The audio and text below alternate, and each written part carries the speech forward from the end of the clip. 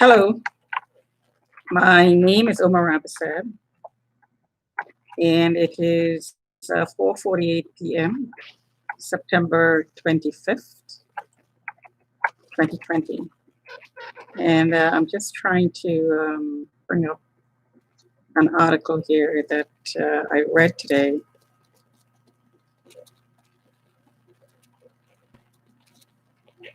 And while that is coming up, I'm going to give you today's sample of the signals on my body.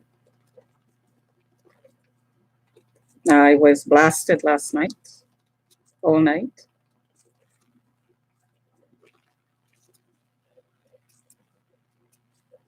So that's my hand right now. The other one.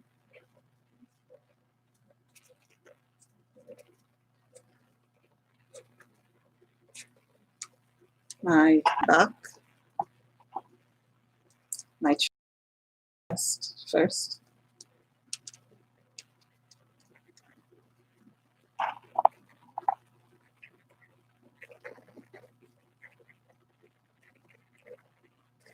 No magnets.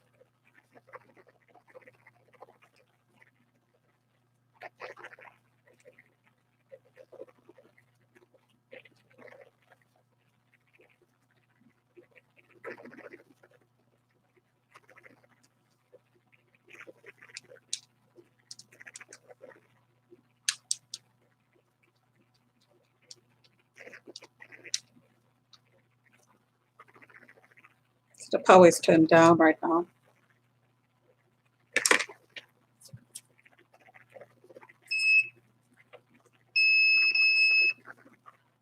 On and off. Because it is cramping.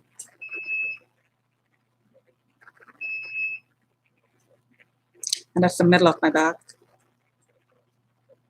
And it's on and off.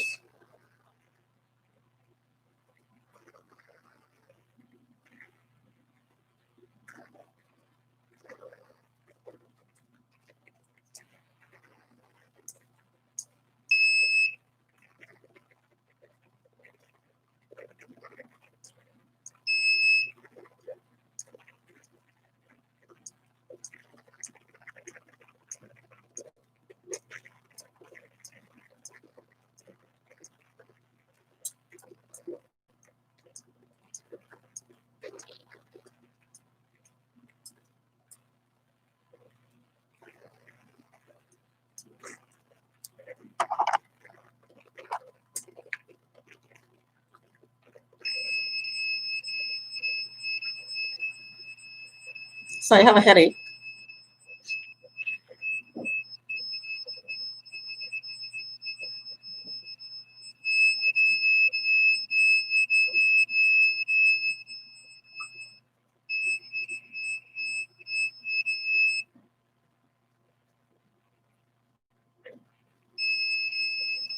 The jaws.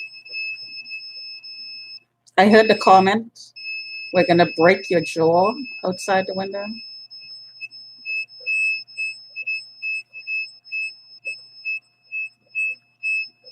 Definitely not on and off. It's constant. So it's tagged constantly.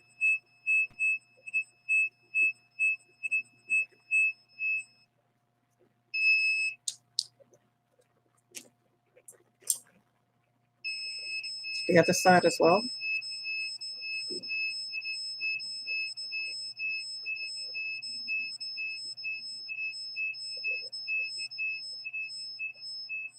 So my face is swollen. Right here is swollen. I'm sore. So what I do is just before I go to bed, or even during the day, I put castor oil on there, a good lathering, and the pain definitely goes away. Inflammation goes away as well.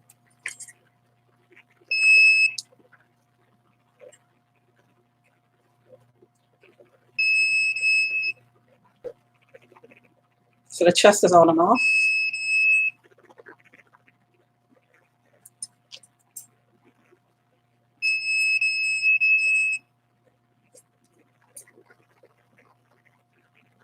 Okay.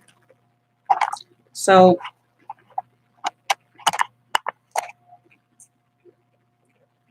I'm going to take my blood pressure.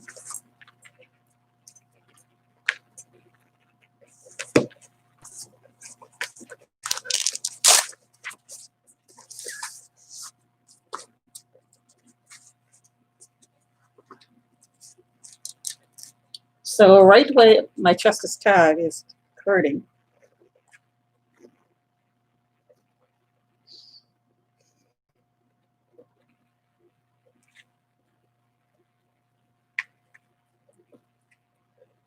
So the temperature around me, 76.8.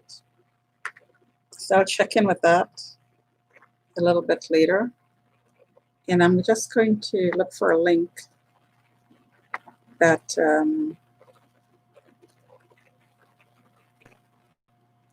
that I posted using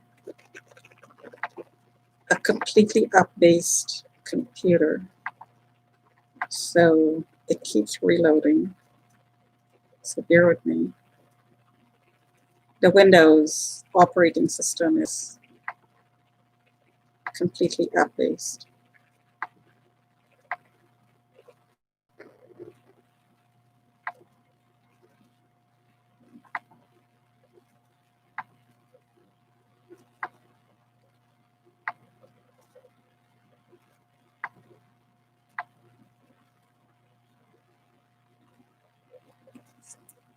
Oh.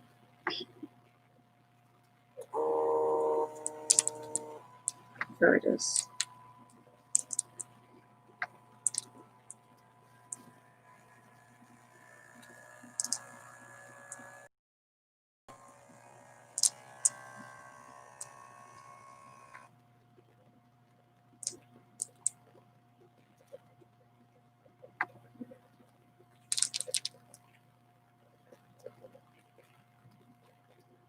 My eyes are tagged as well on an on-off basis.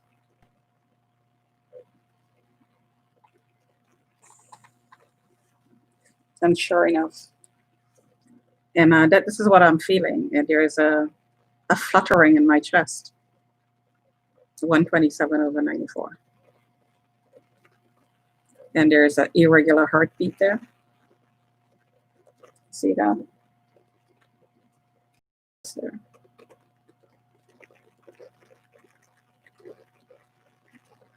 So Rick has the account.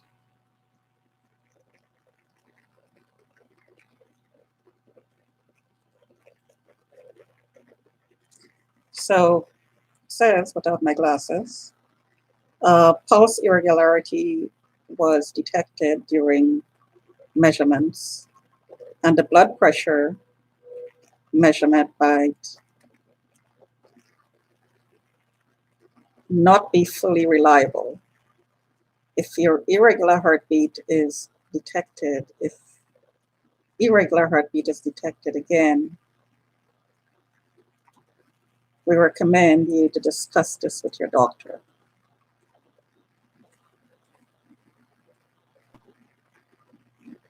Okay.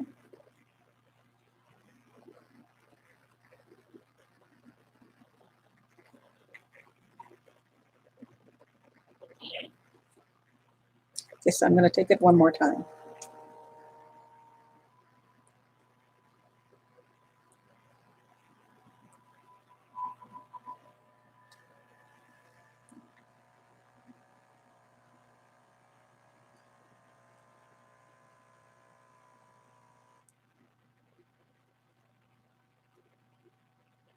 So when your head is tagged, it will make you mentally lethargic because you can actually feel the tagging. If you're sensitive to your body and you're not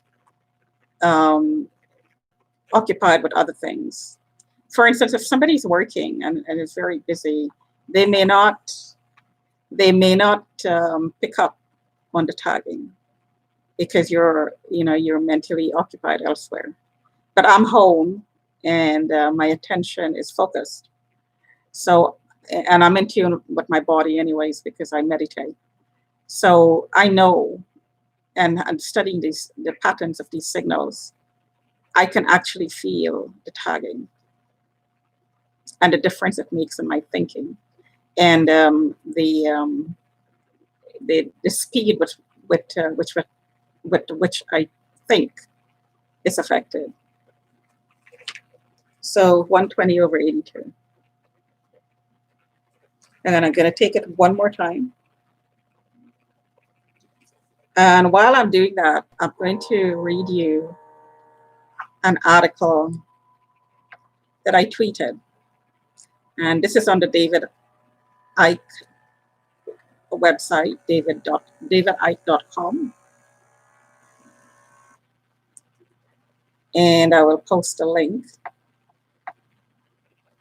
And David Icke, of course, is being censored. So the title of the article is Technocracy's Tyranny. The New Normal Isn't Normal. And the pressure is 125 over 8.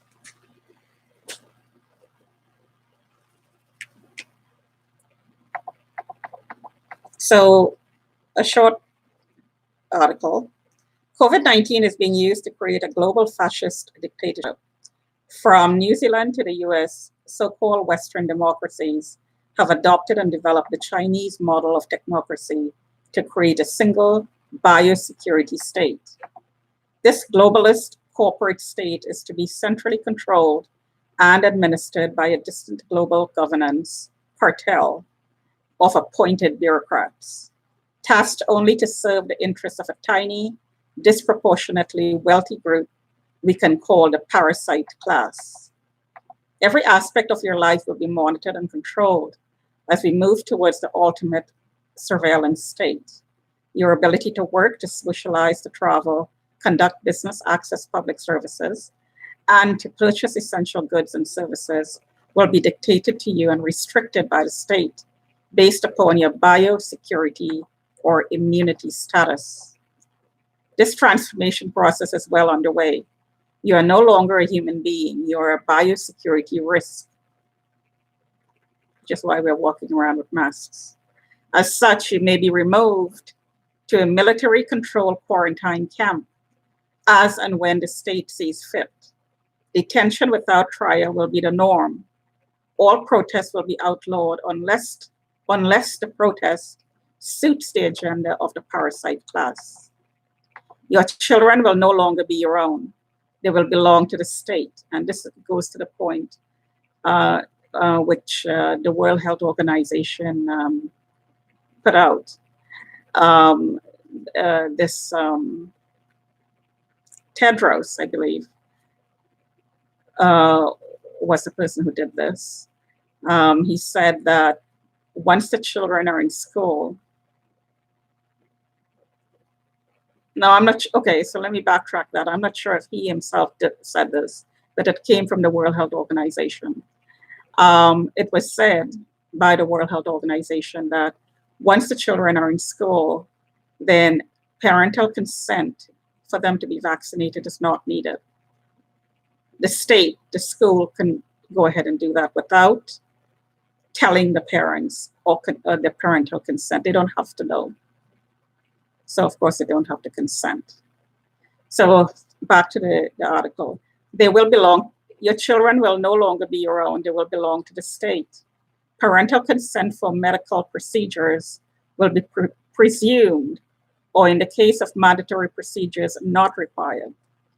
Once the biosecurity state is firmly established, consent will be a distant memory.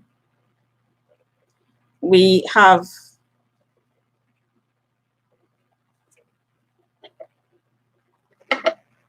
forgot my tea. We have a diminishing window of opportunity to stop this global fascism dictatorship. Violent protests will not work. Not only are they morally indefensible, they are tactically naive. Violence is the language of the oppressor. The global state holds total dominion over instigation of the use of force. To crack down in response to a violent uprising is the fervent hope of the oppressor. It allows the state to exercise more, not less, authoritarian control. In reality, To stop it, all we need to do is refuse en masse to comply. We must do this with our eyes open. It wouldn't be easy, and many of us will face harsh punishment from a desperate tyrant. However, if we don't stand up now, we are condemning future generations to unimaginable levels of slavery and misery. I just demonstrated what torture is. I live every single day knowing that I could die anytime. Now, in a normal life, you know that you're going to die, but it's not present in your mind constantly. It is in mine because of these signals and because my chest is tagged. And I know when I am getting heart palpitations, I know that there is somebody behind a weapon aimed at me that is meant to kill me, basically. And the reason I'm not being killed is because I'm defending myself. A target is meant to be played with, experimented with, used as a tool, and then disposed of. So at 60, I am to be disposed of while being experimented with. And because I'm talking. This is torture. This is absolute torture. So what is being done to targets is going to be done to the people, everyone in the future. But not only that, because what targets are used for is just a preview of what's actually going to be done to your children and to your grandkids until the whole system collapses, and it will. Evil always undermines itself. Always. It absolutely no question about it, that it will self-destruct, the system will self-destruct. But before it does, it's going to take a whole lot of lives, innocent lives, and cause a whole lot of misery and torture and pain. That it could be prevented. It could be prevented, and it could be stopped. All you have to do is say no and ask the questions. Ask your politicians. What the NDP is doing, for instance, is a really good example of people standing up to the system. You got to say no. You got to say, I need more information. Justify it to me. You got to say, my government, I'm in a democratic society. The government is not there to rule me. I'm there to rule the government. In a democratic society, we tell the government what to do. The government do not tell us to wear masks if we do not want to. Yes, we have a healthcare system in place, but the government came along and said, no, we're not going to allow our doctors to have clinics of their own. So there is no other alternative but the healthcare system run by the government to get healthcare. So if the healthcare system is being burdened with COVID-19 patients, then there should be an outlet somewhere to absorb the overflow, and that would be private clinics. So then if we have a set of private clinics that is catering to the needs of the people in a pandemic, then you don't need masks and you don't need social distances in a long term. It could be a short term measure used, but not for years and years. This is what happens when you stand up and say, there are other ways of doing this. And the way the government is doing it is not the right way, and because it's taking away too many human rights, and it's causing too much harm and too much torture and too much pain, because too many people are dying from the lockdowns itself. Like, 100%, not even 100% is an understatement, but 1,000% more people are dying from the lockdown itself than from the disease that we are trying to prevent. It doesn't make sense. That one statement alone should justify the taking away of the lockdown as a policy. No lockdowns. No lockdowns. Say no. The government giving you money, $500 a week, is not an answer to this problem. Because I, for one, do not want to be sitting at home collecting money. I'd rather work for a living. Because sitting at home collecting money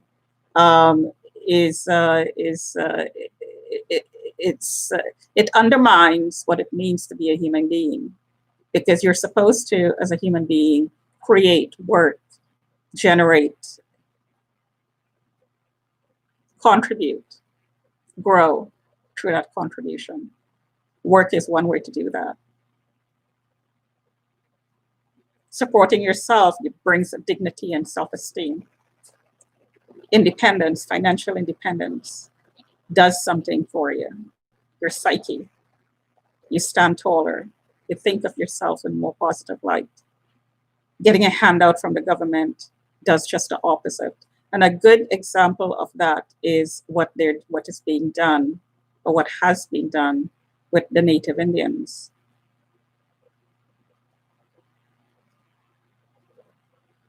Say no. Talk to you another time.